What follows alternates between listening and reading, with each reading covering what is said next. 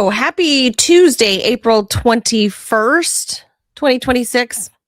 I'm Manila Chan. That's Ted Rall. You are tuned in to the Ted Manila Information Show, TMI Show for short, because we bring you too much information. TMI for me, still no baby. So I hit It's 40 actually kind weeks of unbelievable. tomorrow. But you do know what this means. She's trying to break the record that you told us about. Well, Good God. That is true. And then what this also means is you have now entered the Taurus child zone. Oh. Your child will be a are. Taurus. Guess what? It was today. Or yesterday. So, yeah, I forget which. But anyway. So it's Taurus now, from Aries to Taurus. Yeah, so congratulations. I have one of my own.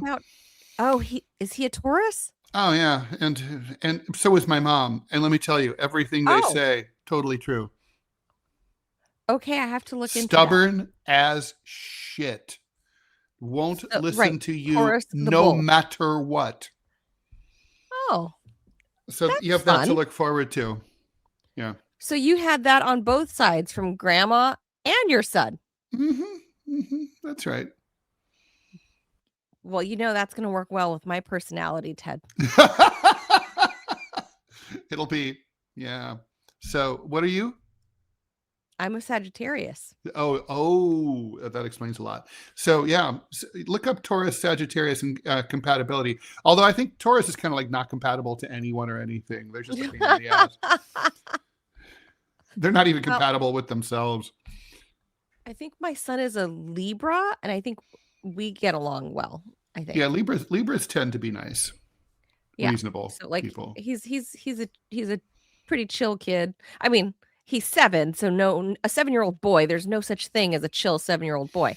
However, barring they're like cats. They have the zoomies. Yeah, barring that, I mean, he'll grow out of that presumably, but personality-wise, he definitely we gel. That's very cool. Me and the Libra kid gel. I was worried about the daughter. Don't know much about Tauri, so I guess I better learn. Tauruses. Oh, I was banking on her being an Aries. 2 fire signs. Either I did call this. Burn the world down together. If you remember, you did. Either we're gonna burn the world down together, or we're gonna burn each other. But now she's a Taurus, so okay, I better go learn about that. And see what that looks like. It's such a joy, really. Take it from Ted. 2 Tauruses. All right. So there you are. We're getting a little bit of horoscope. And here I am, a calm, reasonable Virgo. And, that's right. A Virgo should not have to suffer through a Taurus, but, See, I don't know. I don't know much about astrology. And I know Jamarl does the whole, do you know that Jamarl's really into? He did. Yeah, I just found that out. And you know what? It's so funny because when I approached him about doing the show, my birth sign. He asked me what if I knew what time I was born, and me too. I was like, and then I just 30 minutes ago, he said he did my chart, and I guess it must have come up ugly because he wouldn't tell me on the air what it said.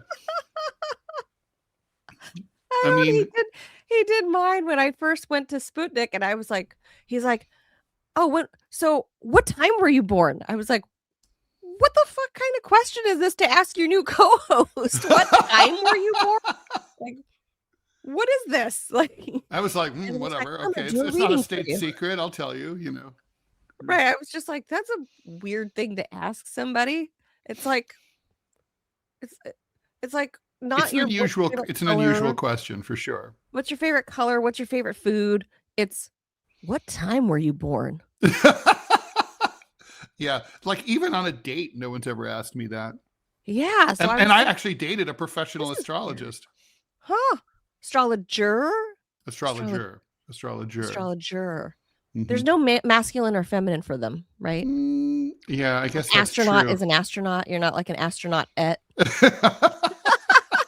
Or space cadet. Cadet-ette. Yeah. I don't know.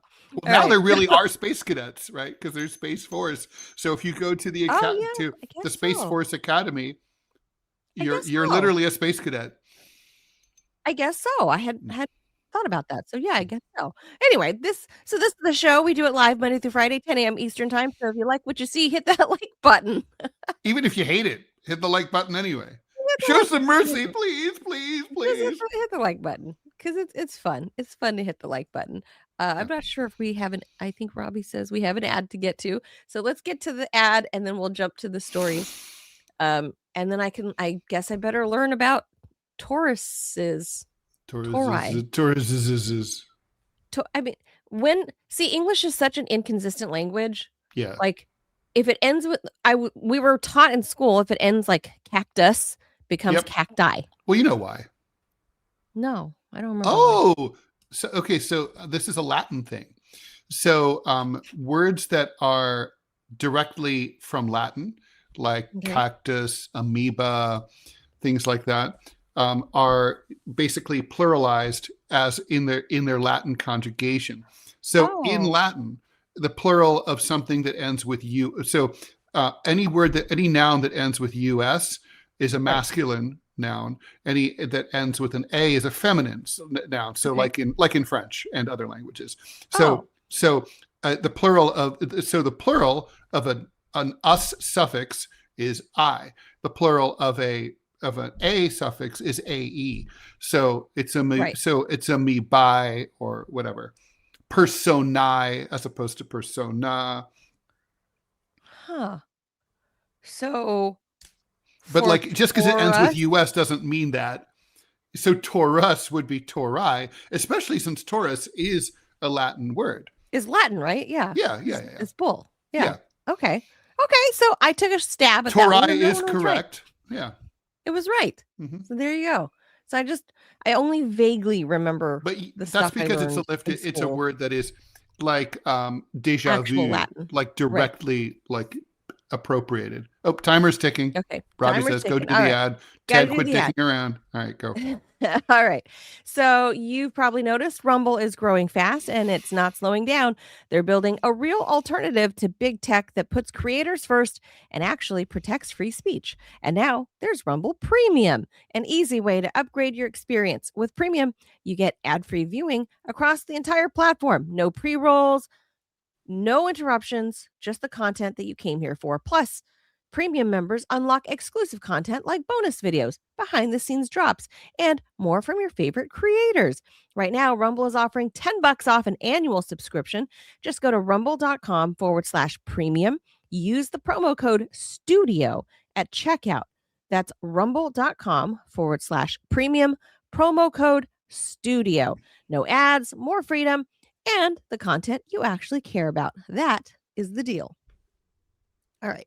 With that, let's get to the stories. Okay. All right. This one should be fun because Ted be knowing about lawsuits. Ted's entered in a few of them. True. Lawsuits. I filed a few. Was it defamation? No. Was it defamation? Yes, it was. It was. Okay. Yeah. Both times. So you can weigh in on this. So FBI Director Kash Patel has filed a defamation lawsuit against The Atlantic and its reporter in particular, one Sarah Fitzpatrick, following the publication of an article on Friday alleging the FBI director had a little bit of a drinking problem that could pose a threat to national security. And it was kind of implied. And Ted, there are videos like him, like chugging at the Olympics with the hockey team and then like smashing the beer can. He's not a stranger to the bar. Let's put it that way. Yeah. So, I mean, it's not like Miss Fitzpatrick invented the story out of thin air, right? Like we've seen. Well, I mean, come on. There's a huge difference between like a man saying like a man. So I drink. Okay, would you say I have a drinking problem that affects my job? Like, for example, I show up drunk on the air, or I don't appear, or I blow off the show. Okay. Not only is there video evidence of him publicly, but there's more to this story. The magazine story, initially titled "Kash Patel's Erratic Behavior Could Cost Him His Job," cited more than 24 anonymous sources expressing concern about Patel's, quote, conspicuous inebriation and unexplained absences, this is at work, that, quote, alarmed officials at the FBI and the DOJ.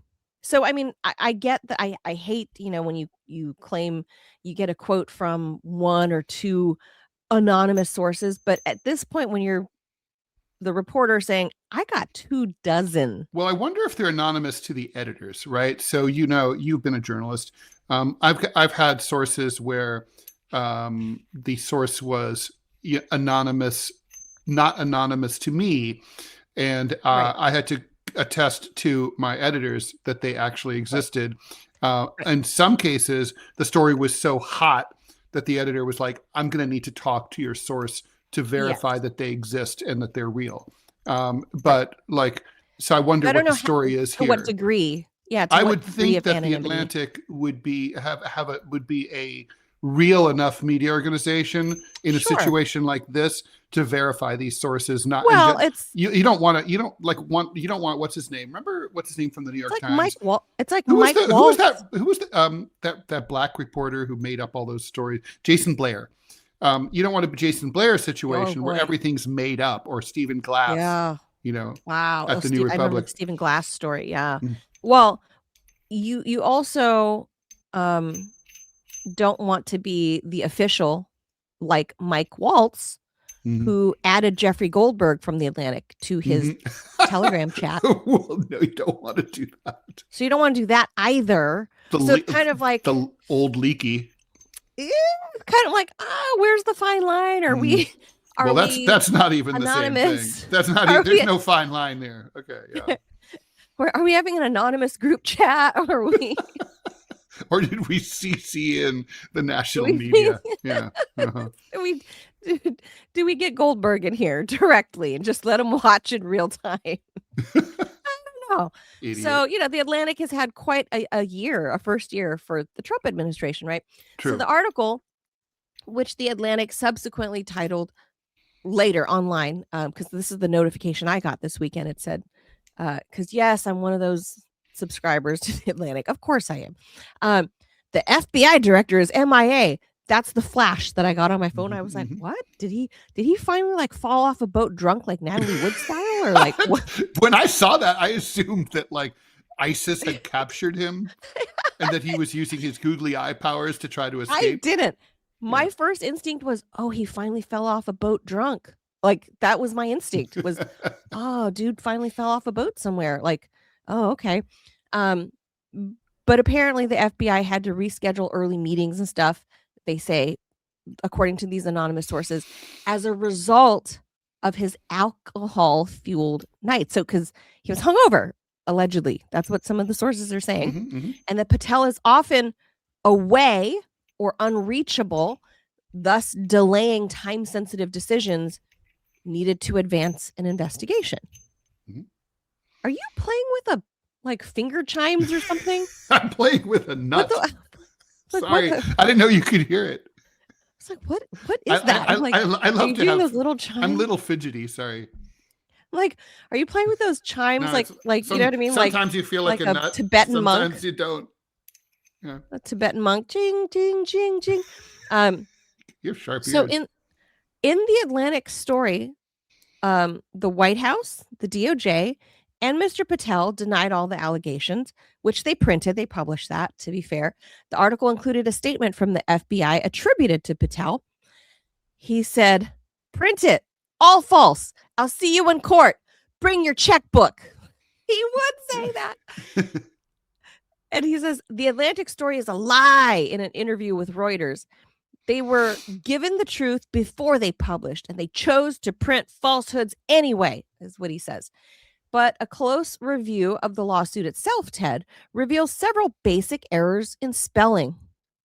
Okay, but I'm not sure how that defends him from being accused of being a drunkard. Okay, but anyway, go ahead. But maybe it doesn't defend him, but I'm saying maybe it proves the point.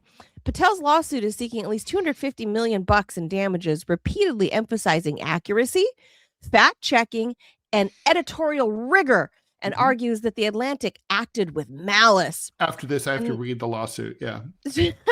So the presence of simple typos in this complaint, kind of undermines its legal claims, but it does stand out. Well, it undermines also the fact, but it's also like, if only Kash Patel had access to attorneys.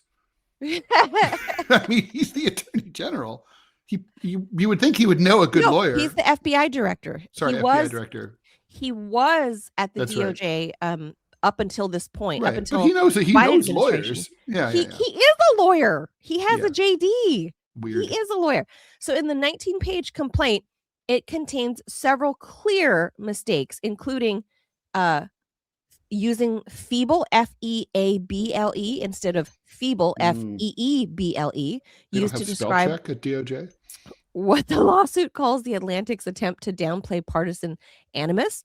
He wrote politices, P-O-L-I-T-I-C-E-S. It's the new Kofefi. Instead of policies, in a passage accusing the magazine of ignoring its own editorial rules, and disgust in place of disgust.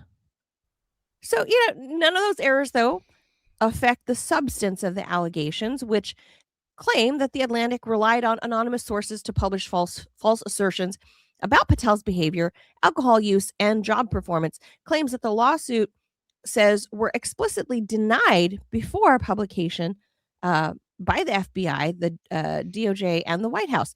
Now, the Supreme Court has set a high bar for defamation claims that requires a public figure like Patel to prove that the Atlantic or its reporter knew that its reporting was false and went and published anyway.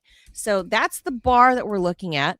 But given Ted, in the little over a year that Mr. Patel has been the FBI director, we often get googly eye testimony, right, on the Hill, and weird beads of sweat, weird hand tremors, weird Fox News interviews with the googly eyes.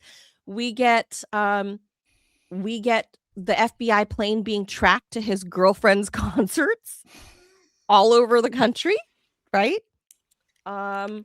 He's when his supposed one of his BFFs, Charlie Kirk, was killed, he jetted off to New York to go eat at one of these fancy restaurants, in Manhattan, on the FBI jet. So there are a lot of people that can probably corroborate Sarah Fitzpatrick's reporting, Ted, that they have seen why he gets the googly eyes and the shakes and the sweats. And that usually comes from a lot of partying, Ted. Having once upon a time in a previous life been quite the party girl myself, girl about town. I've seen how the effects of all different kinds of party lubricants can have people react. So I'm gonna kind of lean on the side of the Atlantic here.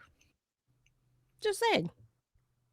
Well, so I have thoughts. So okay, so as the article states at the end there, back in 1964, the Supreme Court redefined defamation law in the United States, and basically the foundation of defamation law goes to this case called Sullivan versus New York Times. And basically what the court determined was that there are three classifications of plaintiff in a defamation claim. Now, there's two kinds of defamation. There's slander, there's libel. Slander is when it's verbal. Libel is when it's written down. In this case, we're talking about libel. But defamation is the overarching thing for libel and slander. The law remains the same in both cases, whether it's verbal or whether it's written down. In the case of a media defendant, so in this case, there's private individuals. That might be someone like, say, Manila, your mom, right, is a private figure. This is a person Sure. who is not typically involved in the public sphere, does not interject herself into public controversies on a regular basis, and so on. There's a public figure. A public figure would be someone like Kash Patel, the FBI director, who's clearly a public figure. Manila, you and I are public figures Sure.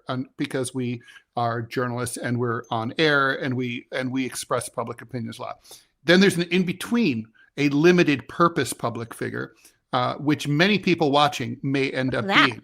A limited purpose public figure would be someone like, let's say your mom writes a letter to the editor about a controversy in her community, and then ends up having to sue someone.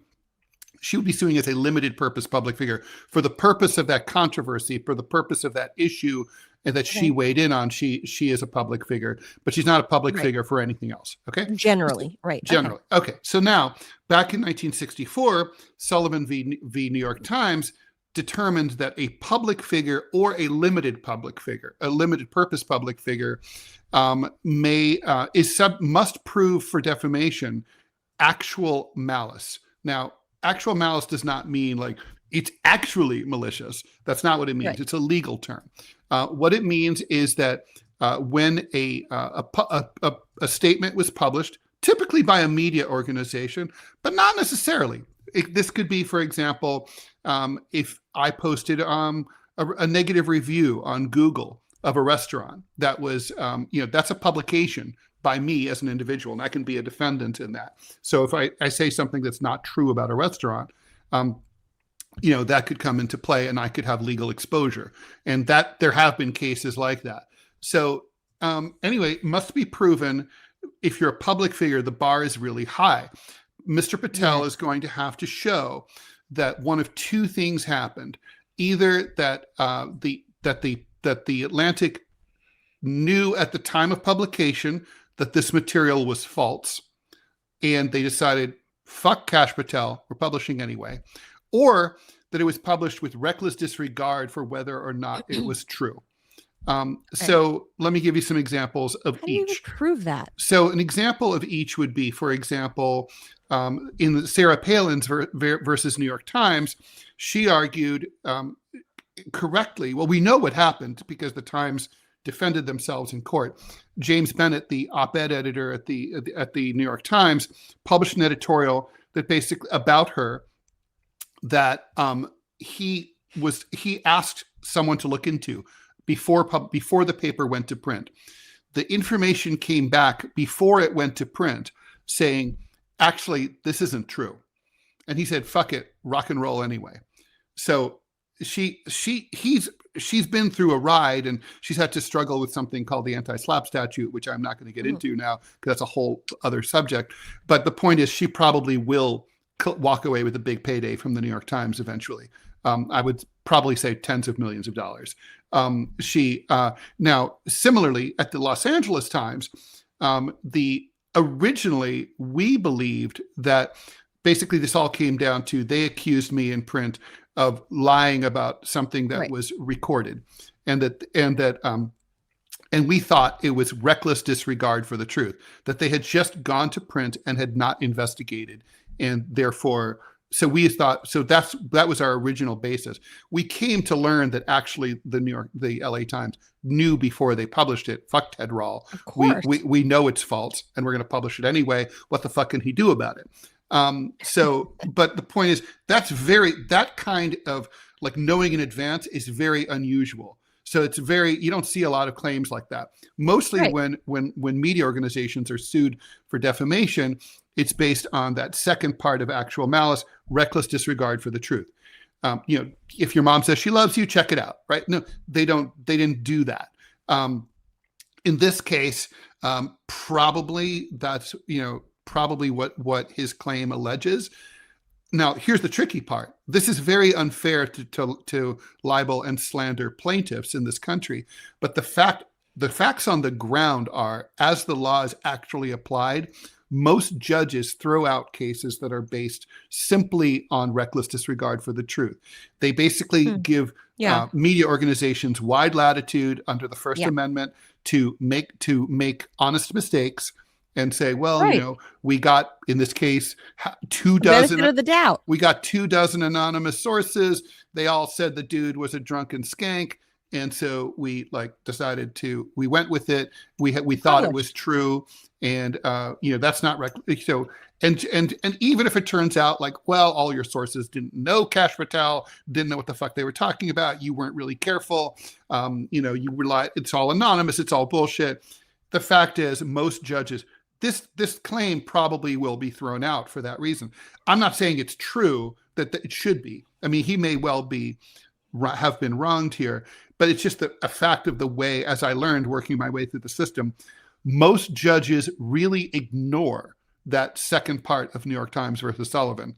And Clarence Thomas has pointed this out correctly on a number of occasions and wants to overturn Sullivan versus New York Times. No kidding. And it should be overturned. It's a terrible case law. It has basically made, between that and anti-SLAPP, it's made it almost impossible to hold a media organization accountable, even when they behave in the way that the LA Times and the New York Times did to Sarah Palin. So, well, I wonder what kind of receipts Sarah Fitzpatrick has, though. She's got to have. I mean, look, the Atlantic does have a great rep. Of course, so did the New Republic with Stephen Glass, and then look at them. I know it can happen, obviously, but yeah. So who knows, right? Look, it's not like a huge stretch of the imagination to think that public evidence. I would say that the idea that Kash Patel might be a drunken party animal is not crazy. Not to mention, the administration is full of wild and crazy people. Okay, Yeah. I mean, there's Pete Hegseth. He's the original party animal. There's what's her name, the labor secretary who's just resigned. She's a wild, crazy animal. There's Kristi Noem. Kristi Noem, also crazy. Not as crazy as her husband, but who knows? Maybe she's a part of that too. But whatever. Yeah. No. So I mean, they're a hard partying crew there in the Trump White House. Right. The Mar-a-Lago White House is a drunk brunch group, I would say. Right. I mean, Trump is balls deep in hookers. I mean, or sorry, not hookers, sex workers. Yes. Yeah. So it's not out of the realm of very broy there, right? I mean, yes, it is not out of the realm of possibility that RFK Jr. is kind of a wild man. Or he was, at least before he met Cheryl, I guess. Yeah, then he now he just cuts parts off of animals. I don't know. Cheryl did something right with him, I guess. I don't know. Well, he did cheat on her, didn't he? He flirts. He just text flirted with. Oh, that's right. He text flirted Olivia with Newsy girl. That's right. Mm-hmm. That's all. But I mean, it's not great. But still, at least he's not a so drunken cokehead anymore. But this administration they are very, very public facing. They should fire Kash Patel and hire Hunter Biden. You might as well at this point. I mean, he's a lawyer. Difference. Well, he got disbarred from Delaware. I don't know if he did the bar anywhere else. I'm not sure. But at this point, we don't know where he is. Remember, we reported last week his lawyer. Apparently, we're the only people in the world, Ted, that reported, where on earth is Hunter Biden? We're the only people that picked up that story. Yeah, true. Nobody else picked up that story, that his personal lawyer put out a press release, and we're the only people that read it. Well, it's funny. It's funny. So I think, look, my thoughts on this are that this is a tactical move. For Kash? Yeah. So here's the thing. When I sued the LA Times, of course, obviously I carried it through to the bitter end. I went all the way to the U.S. Supreme Court. But with Kash, if he carries it through, if he's willing to go to trial, look, then I'm going to start to believe that he may be telling the truth, because once you are willing to submit to depositions and subpoenas and discovery, look, if he's not telling the truth, he's going to look like an asshole, because it's all going to come out. So if he really has been drinking and whoring, the truth will 100% be out. How do you define a drinking problem? I mean, well, that's true. That's part of the issue too, right? Like there's the issue of subjectivity, right? Like, so a guy doesn't like morning meetings. So fucking what? Right. That A prove guy is late to anything. morning meetings, or for example, prior to having my first kid, for me being the size I am, sweats a lot. So, I can put away some whiskey for right. the size that I am, more than a lot of grown men I know, or I used to anyway, when I was more of a younger traveling journalist. I had no problem sipping whiskey and even like, all night. his bosses were, his coworkers were concerned. Okay, what's concern? Concern is subjective, right? So how do you define? Yeah, how do these you things are very define hard to. So I don't think. Look, I don't think there's much there. And because of the spelling errors and the shortness of the complaint, my complaint against the 19 pages. My complaint against the LA Times was close to 400 pages. Oh my God, that's Moby Dick. We could have gone longer. The point is that, like, that was the abridged version, but the point is the fact that this is sort of like a stub signals to me that what we're looking at here is this is a job-saving tactic. He's trying to not be fired by Trump by showing, like, I'm fighting back. It's not true. Right. You should believe me. Like, let me fight the fake.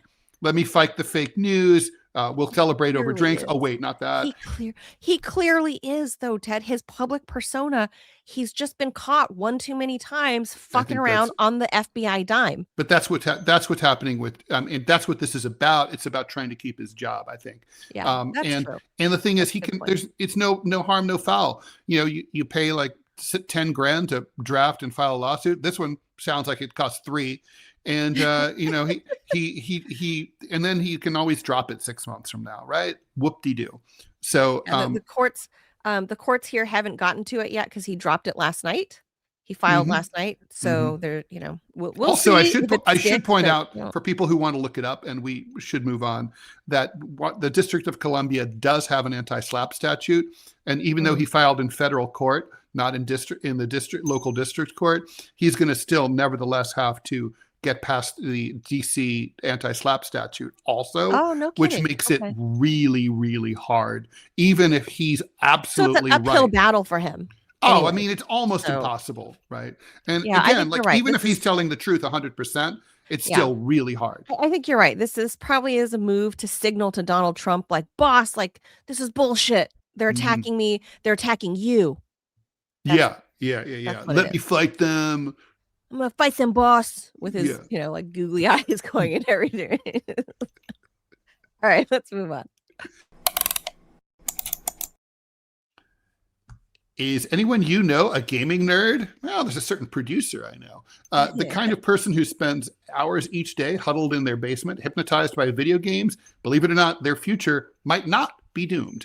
The FAA, that's the Federal Aviation Administration, has achieved a record increase in applications for air traffic controller positions amid its campaign to recruit gamers. Meow, meow, meow. the meowing gamers, great. And well, the air traffic controllers, they need to talk to the pilots, and so they have to learn cat and barking.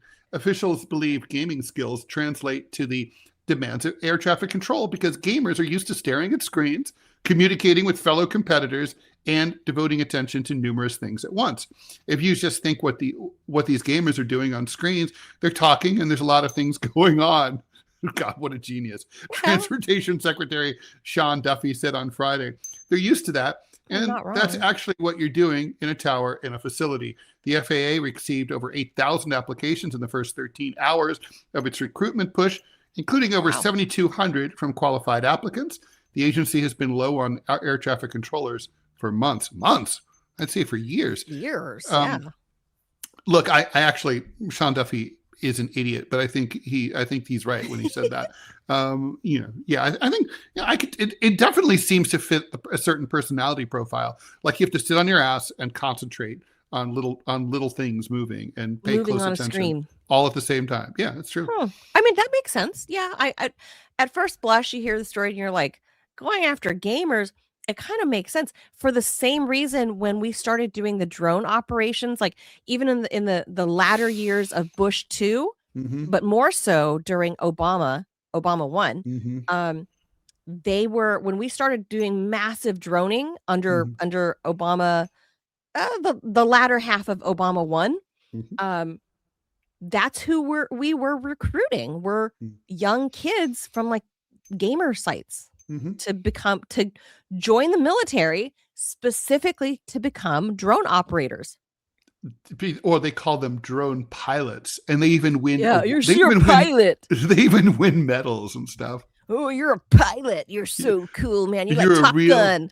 Yeah, there's a lot of people who actually enlisted in the U.S. Air Force. I know you know this, Manila, who literally they thought they were going to become, pilots of, a plane, but instead they were told like, congratulations, you've graduated from pilot school, and now you're going to sit in a trailer in the desert in Nevada and work on the drones. I mean, and a lot of people quit the Air Force. They were like so disappointed. Yeah, they were like, this sucks. I didn't want to do that. I wanted to be Tom Cruise. Yeah, I know. Especially, and the people in my age group and younger, they're familiar with the original Top Gun, right? So that's what they thought. But these guys, this is specific.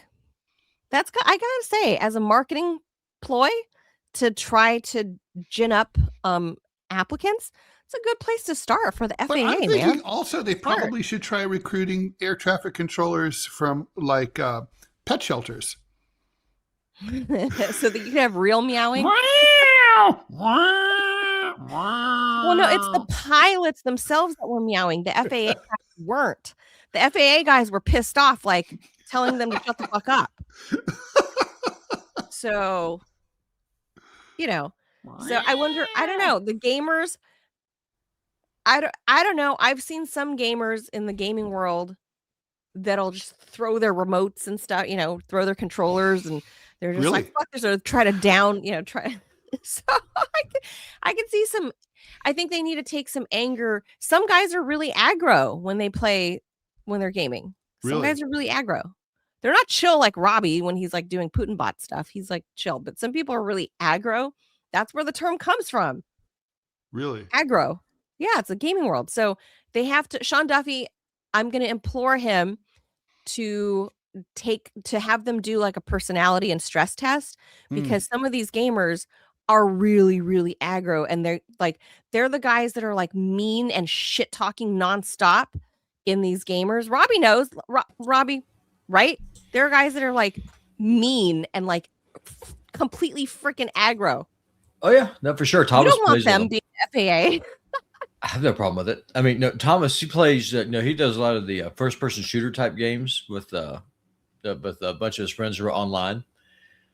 And it's just, if you want to just see a sea of vitriol, anger, and racism, then the online gaming world is for you. Like right now, it's all about Hitler's birthday. It's all about Hitler's birthday. There you go. And so just full on trolling. So you got, which was yesterday, right? Yep. So you got teenagers who are in there going against people who are Ted's age, and they're just all raging and cussing at each other.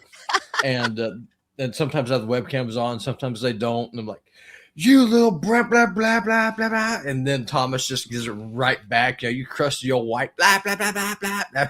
It's just crap talking. So, 8,000 of those people put in applications last month. So good. There you go. No, listen, I mean, you need that. If you're able to pay attention, able to operate in high stress, and if you're able to either cuss or meow, depending on the situation, the job is for you. That's what I'm saying. So we're going to have pilots meowing over there, and then some FAA, 19-year-old gamer that's like dropping N-words and F-bombs at the pilot. Then welcome to flying in America. Do you think in Australia they have to make koala noises?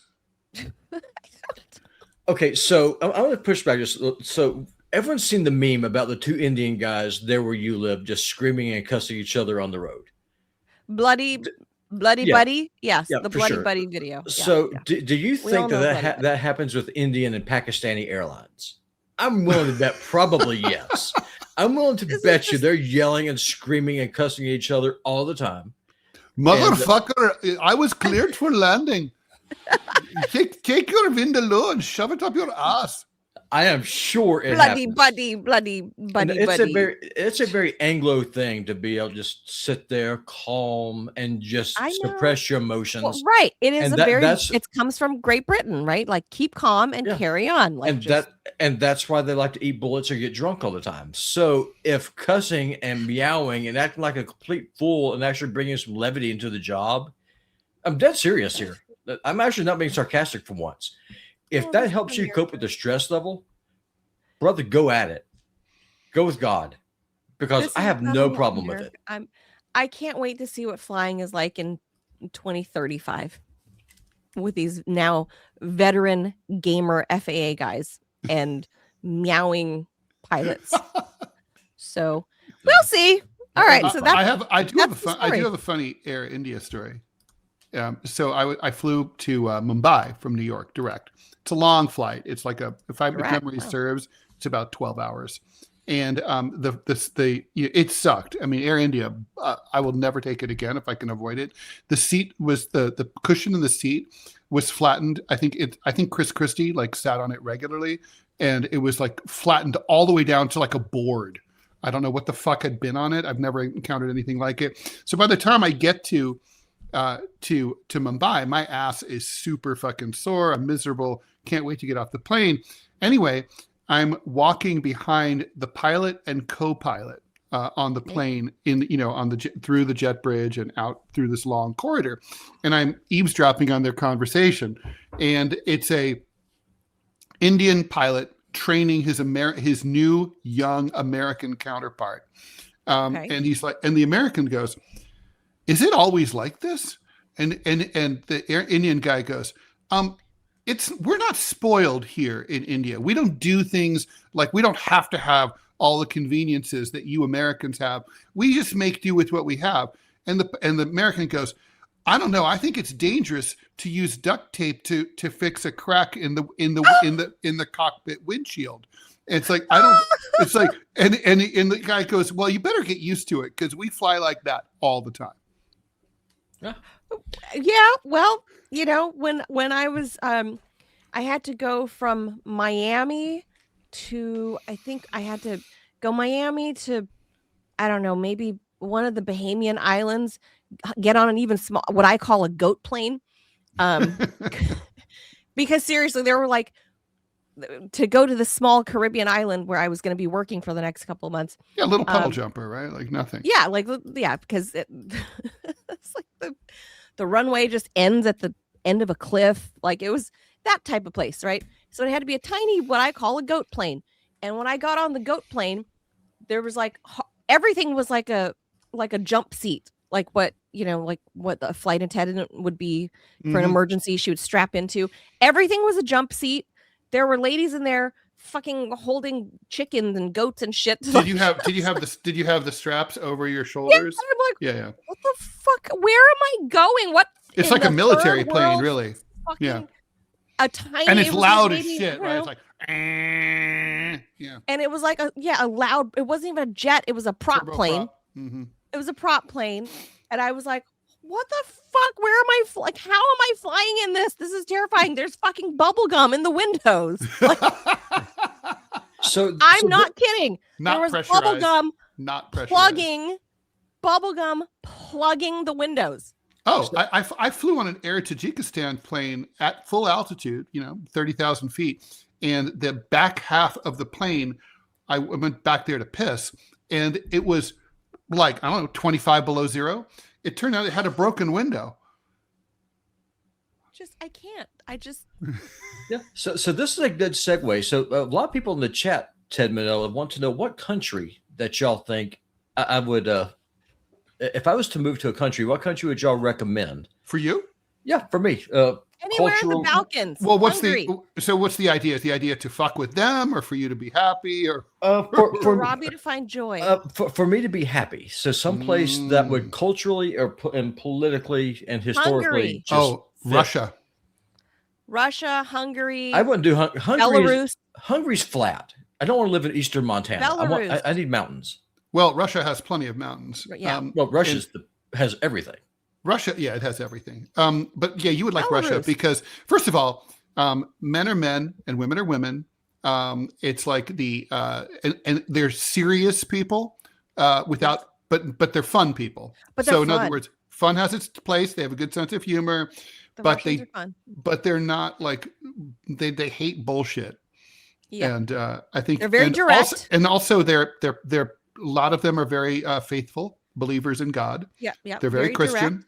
They're direct people. They mean what they say and say what they mean. Mm-hmm. Pretty cut and dry. And they put the needs of the collective above the needs of the individual. But I don't know if Robbie would like that part, though. Well, more and more I do. I mean, look what's going on with Kizzy. But the Russian style of collectivism is very different than California liberal. Yeah, it's not the same thing at all. It's not the same at all. So I would say any of those, like any of the Balkans. Yeah. Any Balkan state. Like, Balkan, not Balkan. I was thinking. I was thinking Croats. You think Croats. No, he wouldn't like. He wouldn't want like. First of all, he wouldn't be into like Estonia or someplace like that. That's like all. No, not Estonia. That's all Gen Z and like. That's too NATO-y. And it's too Gen Z, and it's like tech bro-y, coders. Yeah, probably not that. But I think you would like. I think you would probably like Hungary or Belarus or Russia proper. I was thinking, and the women are easy on the eyes in Russia too. Yeah, if I was single, I would 100% go. I would go check out Kazakhstan. Well, that would be wise. Yeah, you would not like rural China. Rural China is rough. I mean, it's a lot of mud. It's totally like here be pigs. It's like I don't know that Robbie minds that though. I don't know. It's like down on the farm. No, listen, the only reason that I'm in Kalispell is because Kizzy needs shopping. If it was up to me, I would be in Lima or someplace with a population of 300 people, and it's all ranchers. And you'd be like okay you would with do Unabomber paved. type? Well, I wouldn't be a hermit. Like I want to live in a village or something, like a small town. Oh, so not Ted Kaczynski style. I mean, I could 100%. But I mean, I would like to have neighbors so that way, if my truck broke down or something, I could go borrow someone's mule and ride into town. I mean, some socialization would be good. Maybe but internet. And I agree. The Russia proper, Russia hands down. maybe Belarus. It wouldn't be it wouldn't be a big adjustment other than having to learn Russian, which is not actually as hard as you might think. So there you go. It's not Chinese. That's another thing too. The language in Chinese is like impenetrable. It's a language it's hard for Chinese people to learn. Well, is spoken? Mr. Lee might be able to answer this question. Is spoken Chinese easier to learn than written? Probably. Is that the breakdown? Just because they're probably. Well, that's true about almost any language. Yeah. Because you got to remember, I'm retarded. I can't read or write Lao. I'm like illiterate, but I can speak it fluently, and I can speak Thai, and I speak broken. No, I don't speak. I would say I understand broken Cantonese because that's where my family hails from, the Cantonese speaking areas. So but I can't read or write any of those languages. So that's true for any of them. And as a kid, I used to speak French because, as you know, Laos was a French colony. Mm-hmm. So, but that wore away, made way for Spanish. Made it easy for Spanish, though. So y'all vote for Russia then? I would say Russia. Down. Yeah. Okay. So then if the country implodes and I decide it's not worth fighting for, the only thing is you'd have to deal with the fact that they're Eastern Orthodox Christians as opposed to.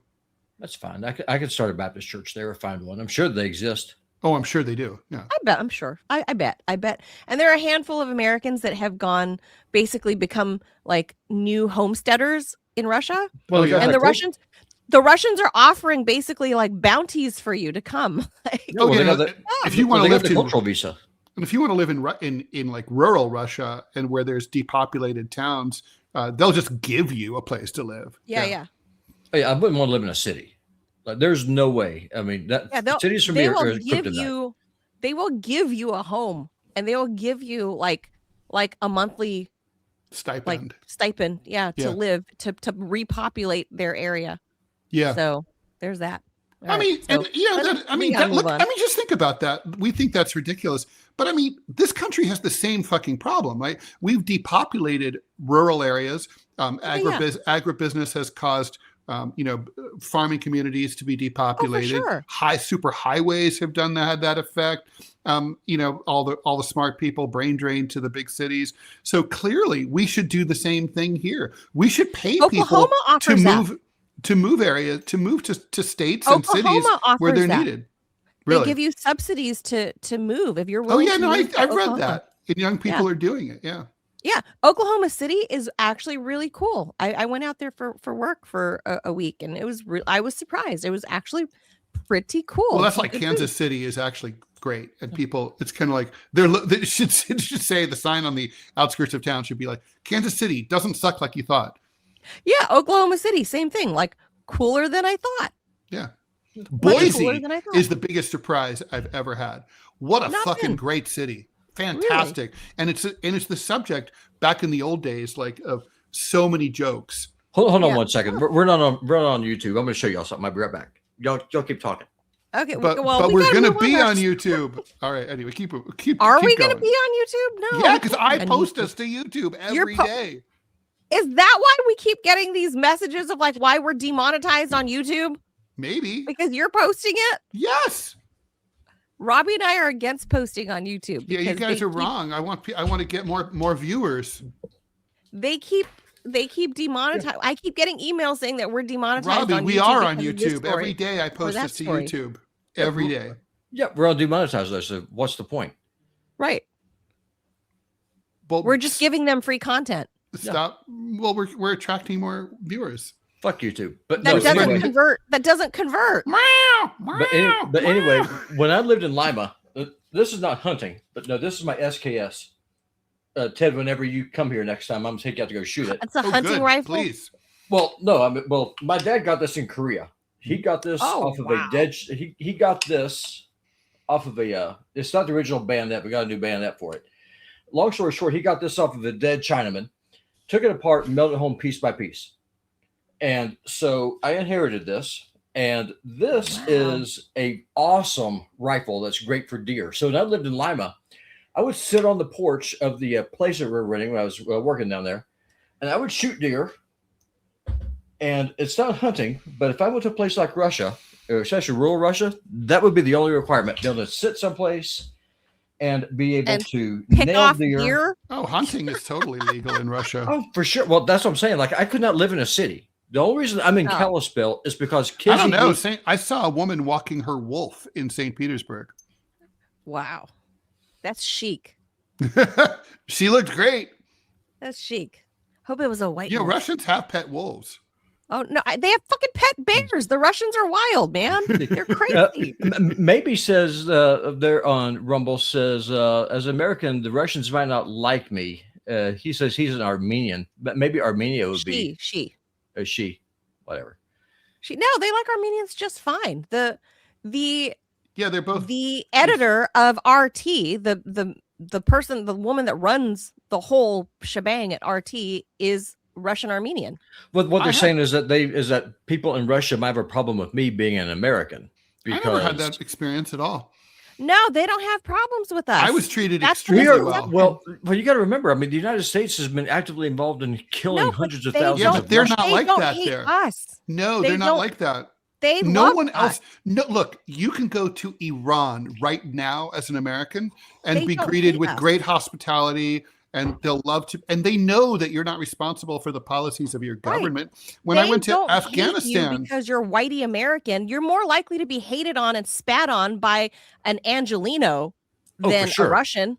Yeah, no, you were not going to have. Yeah, you wouldn't have any problems in Russia at all. Those people understand that our government. They were really happy. Government. I went the first year of the war. American people. I went to Russia the first year of the war, and the people were so happy to see me. So, yeah, they don't hate American people. That is the narrative out of whoever is in the White House. I don't care if it's a Democrat or a Republican. That is the narrative to constantly keep a wedge between American people and Russian people. Yeah, it's bullshit. Is to say the Russians hate you or the Arabs hate you. Like they hate America. They hate you for your freedoms. Mm-hmm. That's not true. It's No. not true. I lived in the fucking Middle East. It's a lie. They were like, you American? Like, because they were confused. They saw an Asian face and they heard an American voice and they were like looking around like, where did that Valley girl come from? And they're like, oh, that's like when I go to the yellow face. It's like when I meet Wow. like a French Asian or an English Asian. My cousins. And they're All and my they speak with a cousins. British accent and you're like, wait, what? Yeah, it's bewildering when I talk to my own cousins like in France or in Australia and they have like their respective accents from wherever and I'm like, it's so weird. Like my French one, he spoke limited English. He spoke some English, enough that we could get by, but we had to speak to each other in Lao and neither of us were perfectly fluent, fluent, but not proper. We had to speak to each other in Lao because I don't speak fluent French and he didn't speak fluent English. So when we're like hanging out in Paris, it was like, this is so weird. You speak English with a French accent. We Anyway, have all right, stories. We we should gotta go move on. on. We got to move on.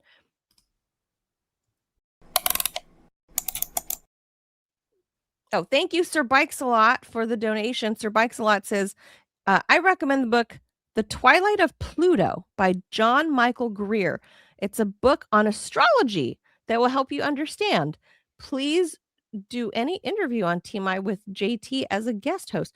Oh, about astrology. That's interesting. We could do That's an that. angle. Mhm. I've never thought about that because I don't even dabble in that. Like I read it. I think it's fun and some of it's very accurate from what I've seen, but I don't like, it's not something I know too much about. So Mhm, yeah, mhm. JT could really probably enlighten us on that for sure. Yeah, that's definitely something we can do for sure. All right. So here's a story from back home in the motherland of Los Angeles.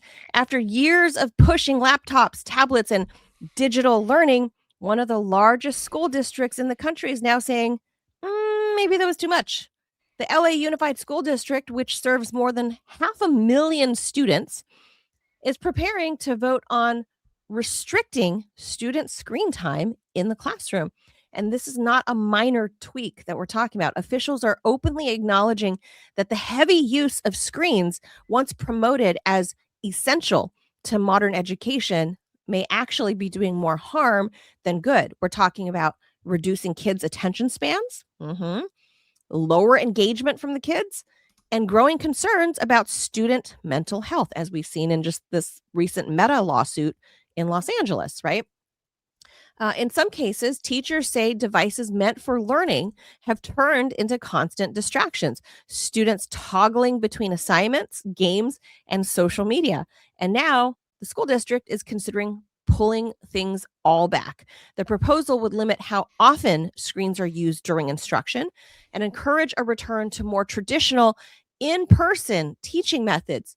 Yes, things like discussion, writing, an actual face-to-face interaction, Ted, this novel idea. So if schools spent the last decade telling everyone that more tech equals better learning, what changed? What changed is the data. Now we have data. Research has been piling up showing that excessive screen time, especially in the younger students, can impact focus, sleep, and even cognitive development. Teachers are seeing firsthand that just because a lesson is digital doesn't mean it's effective. So this isn't about banning technology, they say. It's about recalibrating, tweaking it, because somewhere along the way, classrooms went from using screens as tools to building the entire educational experience around screens, and that's bad. So now one of the biggest school systems in the country is quietly saying, maybe we overcorrected. And I agree with that. I have a cousin who is a teacher at LAUSD, and remember, teachers don't have a lot of autonomy. There's curriculum that's forced onto them, and then they have to kind of, tailor it to their own teaching style, right? But they don't have much of a say. And from what I know from my cousin is that there's a lot of screen time. Even with my son in first grade, they're assigned a laptop, and every, I don't know, like 3 days a week, Ted, I don't know for how many, like a full period, if they're using computers that whole period or whatever, but I signed up to get reports on what my first grader is going online to look at, so I can see, right? Like it's assigned to him, and I get the report weekly of how many times he Googled something, how many times he went to, and like the story says, toggle between playing games and actually going to the site that he's supposed to do schoolwork. And he's in first grade. He's 7. Imagine a 17-year-old. If a 7-year-old has figured out how to do this, how to play games, when the teacher walks away from looking at your screen, your assigned laptop, imagine what a 17-year-old is doing. So I was shocked that at my school district that they are assigning laptops to children as young as 7. I'm not a big fan of that. I mean, he gets screen time at home as it is. I thought school would be the place where he could be more analog, and it's not.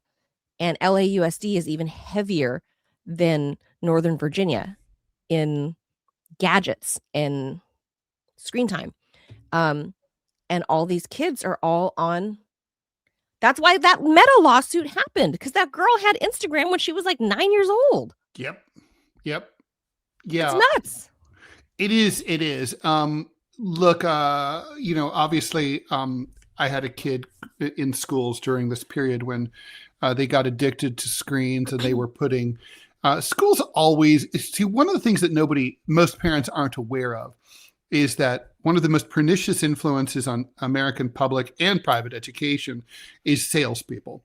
There are constantly salesmen showing up at schools, school district offices, telling them you should buy this gadget. Hey, I mean, I bet in the 1960s they were like, there's this new thing, the overhead projector, and it's awesome and revolutionary. The film strip, you should check it out. They're always trying to get schools, because it makes a lot of sense. The school market is massive. It's a captive audience. And once you force, and you can make a sale to a school district that could bring your company millions of dollars to one school district, then multiply that out. So textbooks, you name it, right? So laptops were just one of those things. They have to have tablets, they have to have screens, they have to learn the tools of the future. And to some extent, that is true. Sure. I mean, I had computer class. You did too, I'm sure. Yes, I did. And a class, like, well, computer class when I was a kid was optional. I mean, it was an elective. We had the Radio Shack TRS-80 and the Commodore 64, and then later in college we had like the Apple IIe and all that stuff. But like those were optional. You didn't have to do it, but it was a good idea to do it. But basically, the schools always they go all in always. And here's the thing that nobody likes to talk about. They're like pharmaceutical salesmen at the doctor's office. So they bribe the schools. They bribe the administrators. It's a very corrupt system. So like superintendents, school board members, they all get little envelopes. Here you are, Ted. Oh, I remember you. Nice. Ted's getting chills. I am. This Casey doesn't understand why I still have this. This little computer literally changed my life, because that's when I first started learning tech. And so I got super lucky. I had an interesting childhood growing up. Long story short, made friends with the guy who got me into Georgetown unofficially. Like, I was never enrolled as a student. I just got slid in, which is awesome. And so I learned computers on a TRS-80 I still have. And Kizzy's just like, Robbie, why do you still have that old computer? Is it because the Robbie that you know right now would not exist without this computer? It's a beautiful thing. Oh, it's that's not what they're doing in schools. But that's not what they're doing in schools today. No, but I mean, that's just, and they need to. That's what they need to do. So, I mean, I do think, but look, people do need to. Tell me that doesn't just just Oh, still you're I can go going. right back to it. Give me that and like a flashing like a green LED display monitor. A DOS. Oh, I used to break love into DOS. I used to break into Gulf Power because back in the 90s, the internet was wide open. There's no such thing as security. So you could find someone's email address, go into the web spool, and just go all over the network. That's true. And I would go in and I would change people's power bills using this TRS-80. It's crazy. See, that's something that's a useful skill, right? Well, like illegal, but useful. But still useful. It's still useful but- is my point. But that's not what's happening at LAUSD. That's not what's happening here in Northern Virginia. And I'm actually in support of LAUSD right now. For like, it's been a long time since I said I support their curriculum right now. But by the way, we'd a have to lot of vote that on shit it. happened under Superintendent Austin Butner. The corrupt computer shit. oh. Mm-hmm. Ah, that makes a lot more sense. Well, there you go. All right. Let's move on to one last story. Here's a number that should give musicians as well as listeners pause. Almost half of all new music uploaded every day is now generated by AI. According to the streaming platform Deezer, that translates to roughly 75,000 AI created tracks being added to the internet every single day. What once sounded like a futuristic novelty has become a production pipeline. So just to be clear, this does not mean that most people are actually listening to AI music. It's only a small share of total streams, low single digits by most estimates. But that's not really the point. It's about the supply overwhelming the system. So the surge is not actually being driven by digital creativity or I don't know if AI music is really all that creative. It's an opportunity. So what's going on is that large volumes of AI generated tracks are being uploaded in order to exploit the economics of streaming. So in some cases, bots artificially inflate plays, allowing sleazy grifters to collect royalties at scale. So AI produces the music, bots consume it, and the system pays out money. Streaming services are now scrambling to respond. Deezer has started labeling AI-generated content, removing it from the algos, and in some case, cutting off its ability to earn revenue. It's a sign that the platforms recognize what's going on and that it's screwing not just artists, but also themselves.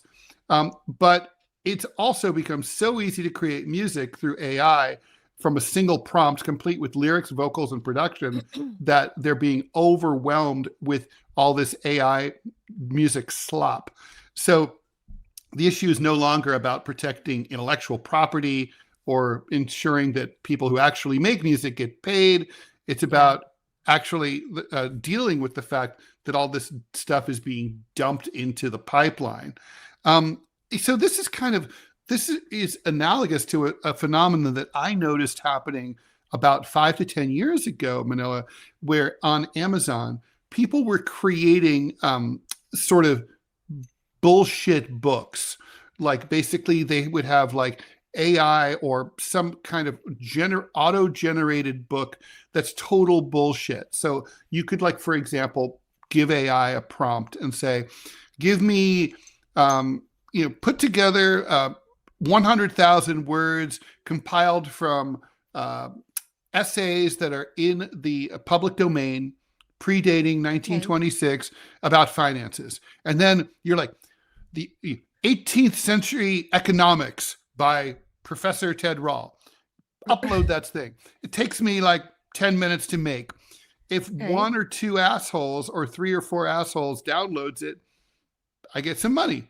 And you just keep doing it. You just keep. So they kept pouring all this churn into Amazon, like through the self-publishing platform KDP, that like it was kind of fucking up Amazon. Now that's what's happening to music, where basically it's like it's a grift. It's just it's hackers basically. So these guys put the music out there and they're making money off the spins, basically. Yeah, because they don't care. The thing is, they don't care if they hardly make any per song, as long as they get like they throw so much shit at the wall that like I all see. the pennies add up. It's like the chick who was the teller at my mom's bank, who was taking $5 out of every account every month and making millions of dollars. Well, okay. That's something tangible and, analog, so I can imagine that. But like, I'm looking at it more as a person, and as I'm sure you can see this too, as a creative person yourself, that like, what does that do to the consumer, who now can no longer tell the difference between quality music, quality art, quality whatever, because this becomes the norm, right? Like Yep. like that slop It's a is race just to the part of bottom. life. Yeah. Right. So and I that's imagine, affecting all aspects of creativity, as you say. like kids, like my son's, like the music that are playing on the memes and stuff that he laughs at, right? And before I tell him to change it to something educational, it's like, it's definitely AI slop, but it's rhythmic, and there's a formulation to it, right? Sure. To make your brain it's an earworm. Everything is a fucking earworm. Sure. Well, like that's how they create those songs that go with the Iran Lego videos, right? Yes. And they sound pretty good, right? So I mean, that's the whole thing about like the de-evolution of our popular culture. Is we've gone from a period where there was if you think about, like, look at music, for example. Music has gone from high quality, but to lower quality, but easier distribution, right? I mean, as we went from magnetic, loop, like wax cylinders to 78s, to 45s, to 33s, to MP3s, we have the music was basically, music has become lower and lower quality, poorer resolution, and at the same time it's become more portable. Now an MP3 is incredibly portable. It can just be downloaded to and carried around on your phone or whatever, or not even. You might not even have to store it. You can just stream it on a streaming service. So now the quality of that song, in terms of the production value, is much lower than it would have been on a 78. But that doesn't matter, because we're moving towards ease of portability. Analogously, all culture is becoming awash in, it's been fully democratized. Like, anybody can draw a political cartoon once and get it distributed. It used to be like you had to get an editor at a newspaper or a magazine to approve it and put it in. So the thing is, anybody can draw one, anyone can break in, but because there's so much slop, nobody can really monetize it or professionalize it. It used to be a limited number of people, usually white dudes, who could do this. The Rumble viewers are all weighing in on this, and they're like Peter, thank you for the donation. Peter says, my wife bought a book written by a bot. It's called Marco Duropa. Mark from Europe publishes a book a month.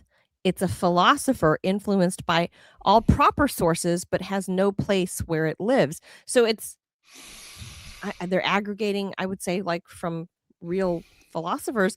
And the other viewers are saying that someday we are going to be giving these AI creators like Pulitzers and Grammys and shit, but they're saying that maybe they should have a separate type of award for these AI people, and not be given Grammys and shit like Beyonce, right? Like, I do think it should be separated. I mean, of course, the question is like, okay, so let's say if I use AI to research a column, but then I check everything and I do my own writing, is that cheating? I'd say no. But like, if the whole column is generated from a prompt, then it's cheating, right? And so I think, it's hard to say. It's sort of like, I use Photoshop to color my cartoons. I draw the rest of them. It's not like from an AI prompt, but it's a different thing. Like in the case of these of like Deezer, like, listen, guys, this was your job. You should have noted that you are being ripped off. You should have noticed that, and you should have you should program your app so that it can't be done, so that it knows how to detect AI slop and it filters it out. I mean, it just seems to me like it's a constant, it's constantly going to be a war where hackers are going to try to exploit, oversights and weaknesses, and you're going to have to fight back. It's an arms race. I just read a blurb. I need to find the full story, but I read a blurb somewhere online that said people going to the McDonald's website where the AI pops up and asks you if you need help navigating their website. Apparently, the AI that McDonald's is using is Claude, and people are using McDonald's website, their Claude paid for by McDonald's, to research dissertations and shit because the McDonald's it Claude doesn't limit AI, it just to McDonald's stuff. No, it's not only helping you with McDonald's. So people are exploiting this vulnerability and using Claude on McDonald's dime. I mean, look, it's just how people are. Like when I was back in the days of payphones, you could always tell if a payphone, I discovered that you could make a collect call to a payphone. So if you told your friend, go to the payphone at such and such time, and I'll call you collect, then they would, and they just pick up the phone.